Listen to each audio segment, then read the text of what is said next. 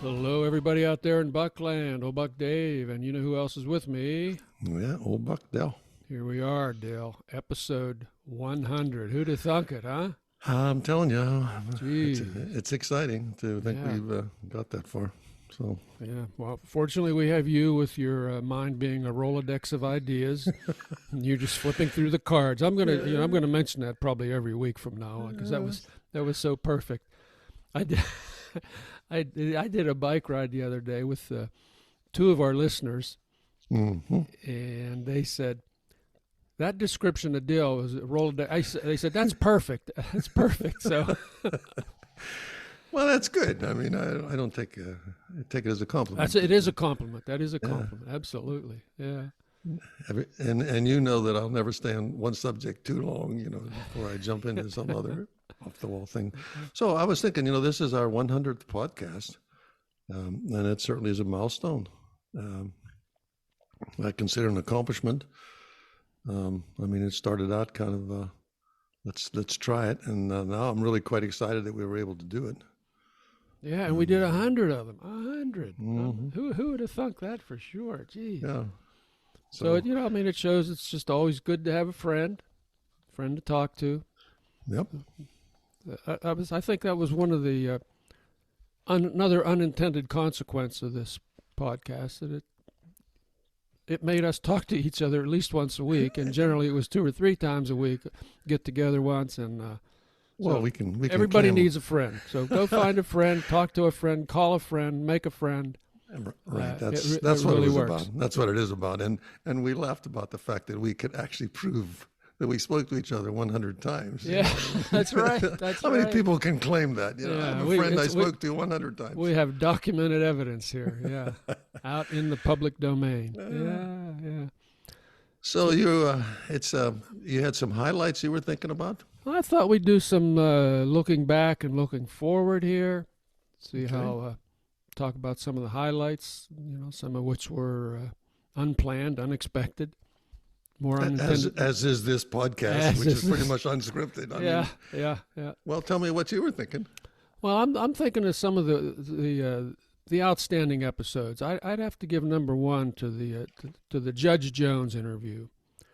That was our highest downloads. There were almost nearly billions and billions of downloads for that one. That was episode number 84 for anybody who's looking. And I think the difference on that one was the subject, not the interviewers. The subject being Judge Clarence Jones. It was a fascinating life story that he told us. So that one really sticks in my mind. I agree with you. I agree with you. We were lucky to find someone to interview of that character and quality. So I support that idea. Yeah. What else did you think? Well, another, I think, really unintended consequence is when we began talking about Ukraine and our feelings on Ukraine, and then bringing it to a personal level, the struggle of the one family trying to get out and finally getting out of Ukraine and into the U.S. and now kind of settling in kind of as best they can in St. Petersburg, Florida. And that's mostly been a good story. I also found it fascinating. I mean, that's which is still ongoing, And really another unintended consequence of that is it raised thousands of dollars for Ukrainian refugees and Ukrainian people. Who expected that? I mean, I don't have an exact tally because the money didn't come through me, but I know it was in the thousands. So.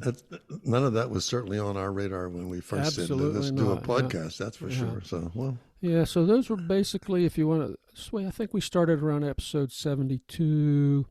We were given through 80, and then we gave periodic reports after that. So that's, if you look in the liner notes, generally it was in the subject. Okay, moving right along to something more frivolous. The ice episode was a big one. That was a big hit amongst the fans. If you recall, this was when we read Hawley's short story on cryogenics gone awry. Oh, that story! Yes. Well, that was a fascinating. That was a fun little short story. It was short, sweet, and a lot of implications to it. And then, of course, we followed that up with our discussion of the Dead Guy Festival, which Holly had told us about. And then, which one listener actually wrote in and said, "Hey, I attended the Dead Guy Festival a couple of years ago." So that was episode 68, if anybody's counting. Yeah, that was a lot of fun. Well, we actually spoke to the author. You actually spoke to the author. Yes, and you know, that's an interesting sidebar thing for as part of our adventure. You know what I mean? Oh, yeah. It came up as a subject, and how lucky we were to be able to talk to the person who wrote it. So, yeah. I agree. Yeah. And then moving back the other direction, we got a lot of positive on the Miss Neff episode, where we talked about our teacher, Miss Neff, a teacher who made a difference. Everybody's got a teacher or a person who made a difference in their life. Miss Neff was certainly one for me. A lot of people. You know, talking about, you know, I like to write. I'm never going to be a great writer, but I think first Mrs. Hunter and then Miss Neff taught me the beauty of writing and the you know, just the feel of having done it right. So I'll keep trying to get better. But hey, hug a teacher out there, folks. Thank a teacher. So I think that was season 2, episode 2. That's before we went to the strict numerical, and that was January 14th, 2021. So what do you have to say about Normalville? We did a Normalville tribute episode. That was your idea. Season 2, episode 35. That was when I found out there actually is a place called Normalville. Yeah. So I don't feel bad about that, because I think everybody in Normalville also felt, you know, a certain kinship to the Normalville my mind had it pictured. So yeah, and I went to dinner last night with the unofficial queen of Normalville, and we had a great time. She came in all the way from Normalville to see me, and because I told her, I said, well, you know, we're going to be talking about you tomorrow, so you better show up, or I'll say something bad about you. But she's a loyal listener too. She is a loyal listener. Real interesting comments. So appreciate her. She's the one that unearthed a lot of Normalville lore for us. That was fun. She researched Rocky's for yeah. us. Rocky's rib joint. That's another interesting story years ago. And here's one that I think for which you should be eternally proud. Episode 4. Go ahead. December 2nd, 2020. Dale tells the world about the spotted lanternfly. Okay. Yeah. You were so far ahead of the curve. It's on the news every day now. Yeah. And you were there. They should have listened to me when I told them. They should have listened to you. They should have started stomping them out then. Yeah, but they didn't. And of course, close behind that in fan favorites was you eating ants, your story about eating ants. That was also, you don't even remember that. I do remember that because it's a true story. Ants on your donut or something, right? It was on my apple fritter. It was on your apple fritter. No way was I going to throw that fritter because there was ants on it. There we go. Okay, that's why we love you. And of course, on a personal note, the interview that was my grandson's, the season 2, episode 15. Got a lot of downloads on that one too, but I think probably most of those were relatives. So anyway, but we had a lot of fun doing it. I sure had a lot of fun doing that, and we're going to be seeing those characters again in another week or so. Someday they're going to maybe listen to it. That'll be interesting too. Yeah. Actually, that is an interesting time capsule for those 2 boys. That's right. So I applaud your effort with that. And of course, we did the other interviews with Jean, Judith, John, Terry, and Dr. Vito. These were all fun to do. Mm-hmm. I think we really need to do more of these interviews because they're a lot of fun for us, and it gets the people to hear something different than Dave and Dale. Just our narrative, huh? So yeah. So I'm still waiting for the other shoe to drop. Go ahead. The other shoe. Yeah, you're certainly gonna mention Loser Lotto, right? Is that what? Well, I'm going to save that for you. I knew you were chomping at the bit. Loser Lotto, yeah. Tell us about Loser Lotto and how you're doing it. I think at Loser Lotto, the only problem is people didn't understand the fact that the face of the lotto card, if you held it up, looked like lose lotto. You could, those letters are all kind of in lines. Yeah, it's an audio podcast. It's tough to get that across. Yeah, well, nobody got it, but I'm telling you, I'm still, when I do play the lotto, I still lose. So it's just that I don't go as I'm not successful. as creative picking the numbers that way by making little L's out of it. So it was one of them Rolodex ideas. Yeah, another one you might want to talk about is your podcast card tricks. Nobody's been able to duplicate those. Nobody. Tell us about those. In fact, that was fun. That was fun. The amazing podcast card tricks. I've never heard of another podcast anywhere that ever did that. I mean, so I believe we are the only ones that have ever done it, and we're in the Hall of Fame. In the podcast Hall of Fame. For having. Because, it was an amazing trip. I don't think I could even duplicate that trick again. I mean, those are so fantastic. Yeah, we're still getting letters from old Buck Bob saying, man, I'm trying. I've worn out 3 decks of cards. I can't do it. Never be. Yeah. Can't do it. So yeah, those are fun. We had a lot of laughs over that. What else do you have? Talk to me. Oh, about my favorites. I thought that the Melatonin Brothers was a great handle. I don't know. Yeah, especially when the lady wrote back and said, every time I listen to you when I sleep or before I sleep, and she always goes to sleep.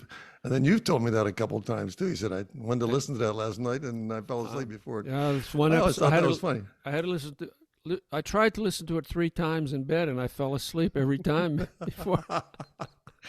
So that would have been a pretty clever. It's working. Pretty clever handle, anyhow. So we still got that in our agenda if somebody else comes up with that. But we definitely could put you to snooze.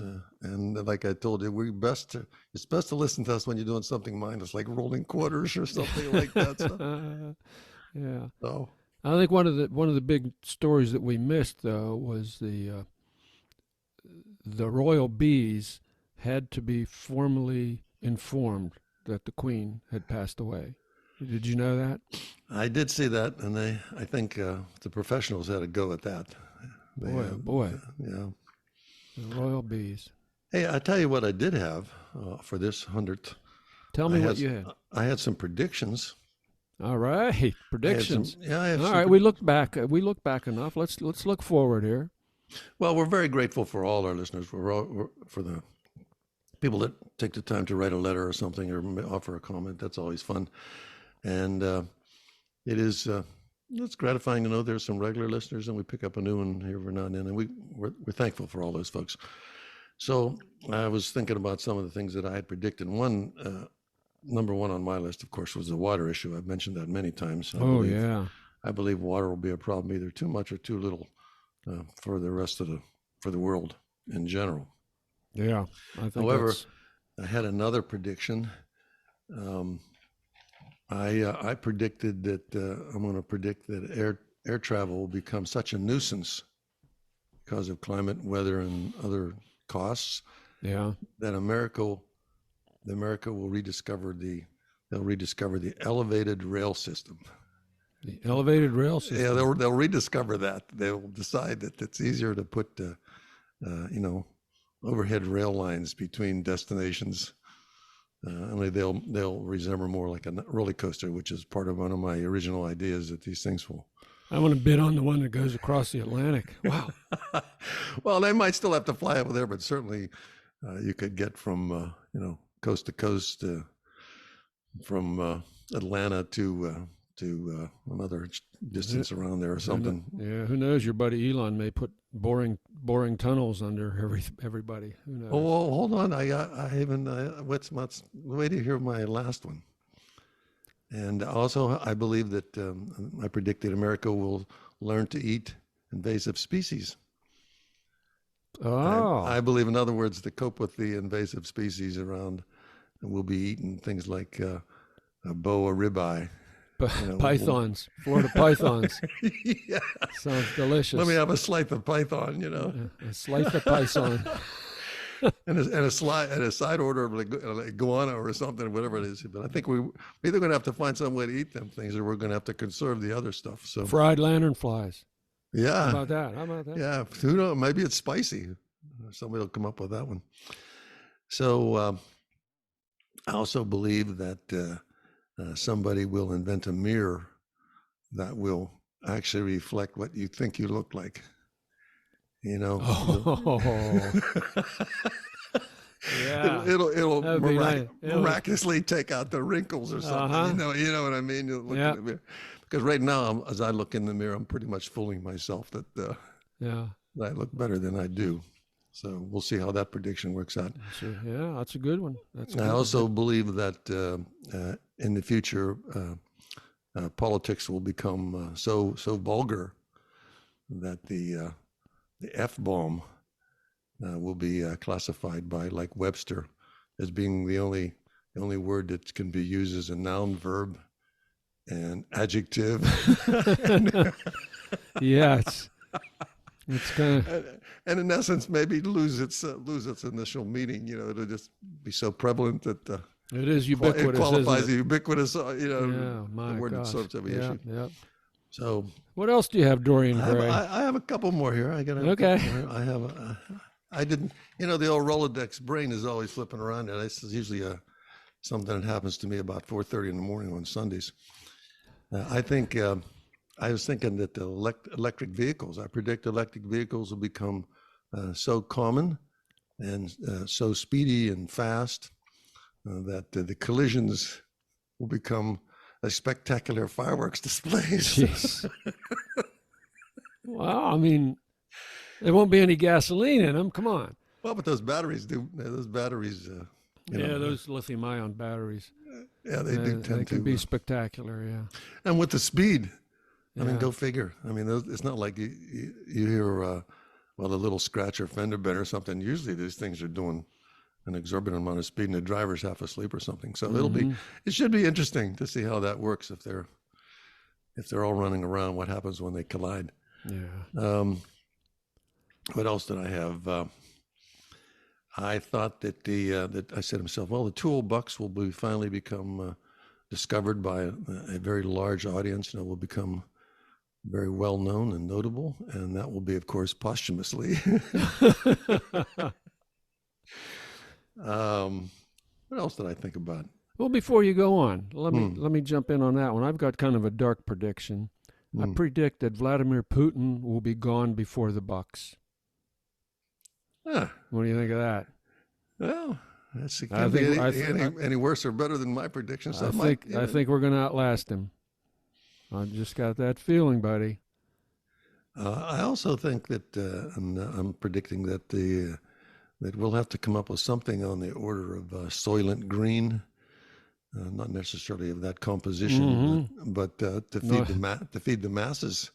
Yeah. I mean, look at this little grain disruption in Ukraine. All of a sudden, half of Africa is starving. So we might have to come up with some kind of a magic wafer that we use recycled something to get to it. So we'll see how that one works out. Yeah, I mean, you look at both the pandemic and then the war in Ukraine. It just shows us how small the world has shrunk and how interdependent we are on each other. It's a new world. Yeah.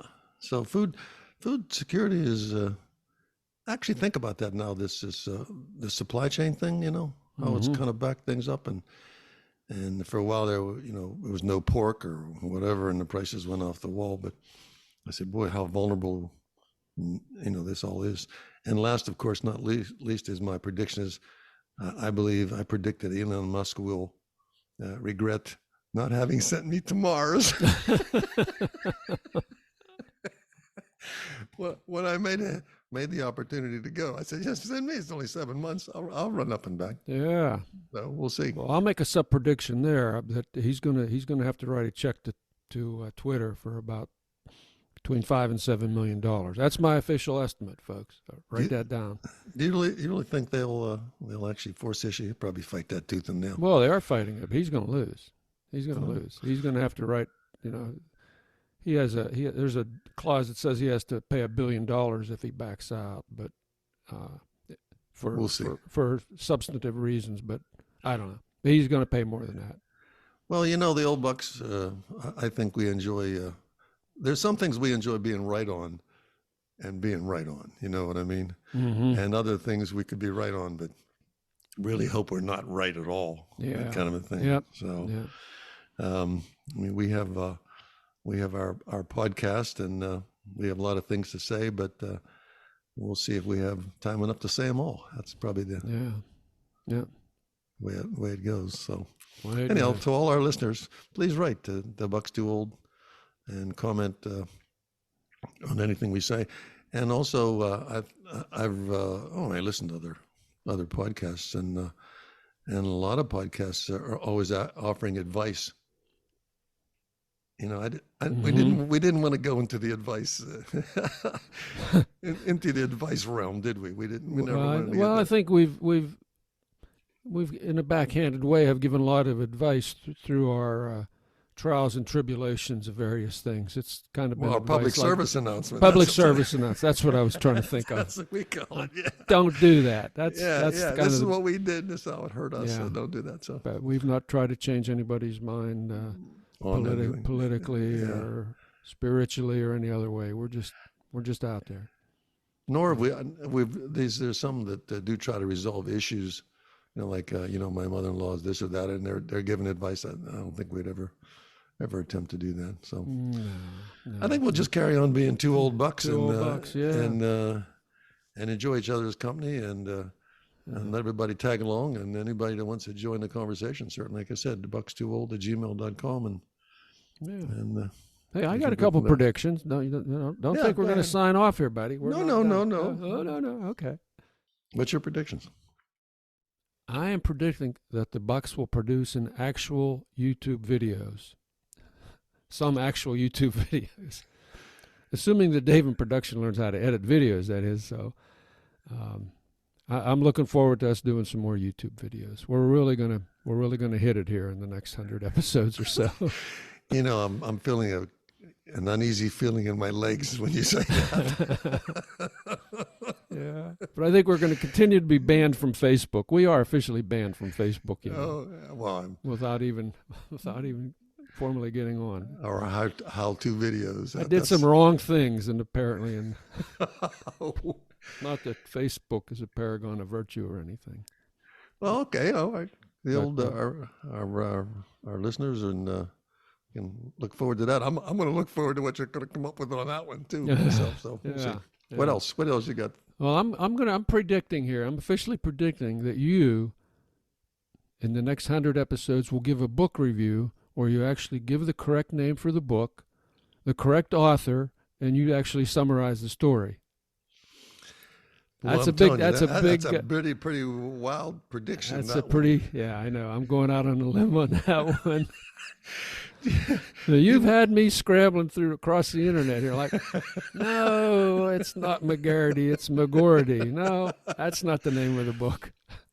So, well, you realize, of course, that I sometimes I forget I'm talking to other people, that there's actually people listening to this. I'm only talking to you. And You're talking to me. You know how to read between the lines. I can read your mind, kind of, yeah. Right. The way I pronounced it is probably not the way it's spelled. Yeah. Those kind of things. And then to clarify it before you offer a link to it, you usually have to go out and research it and read it to see if I was talking about the right book. So anyhow, you've been a big help in my book report. You know who else has been a big help? What? Ranger Rick. He's been a good fact checker for us. He's given us some good ideas along the way. So I'm predicting that Ranger Rick's going to hang in there and be our official unpaid, once in a while fact checker. So thanks, Rick, for that. Yeah, Ranger Rick will mention something. They'll say, geez, we probably should clarify that, shouldn't we? We should go back and say that. So anyhow, keep them coming. Keep the letters coming. I just jumped into my head here now. The last talked about the Queen, long live the Queen, the Queen is dead, long live the Queen. He said, well, he actually three people wrote in, and he was the first, and he said, it's the King, long live the King. It's the King now. You get it? Okay, so yeah, he's right.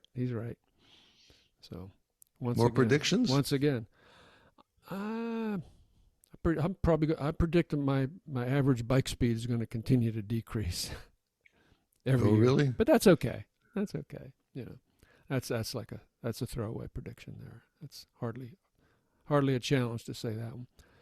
I predict that I'm going to sell my pied-à-terre in Pittsburgh to be closer to you. I think sometime in the next year. I just have that feeling that I'm going to pull the trigger. All right, that'll be good. We do enjoy when you do a little international zooming. I can always count on you to do something like that from somewhere. I'll be able to do that. So, well, I look forward to wherever you land. So those are my lame predictions. Well, I think we'll continue to be. The two old bucks will carry on with episode 101 and flip the Rolodex around to see what comes up. There might be some topical subjects that we have some comments on, certainly. But I would like to see more people write in, because that does help us to give us a clue to what they're thinking. And I'd be happy if that happened. Always welcome comments from our BV1, and that's Vivacious Vixen number 1. That's right. So if she gets enough time to send any thoughts in, and certainly everybody in Normalville, they're always welcome to comment. Yeah, Terry also.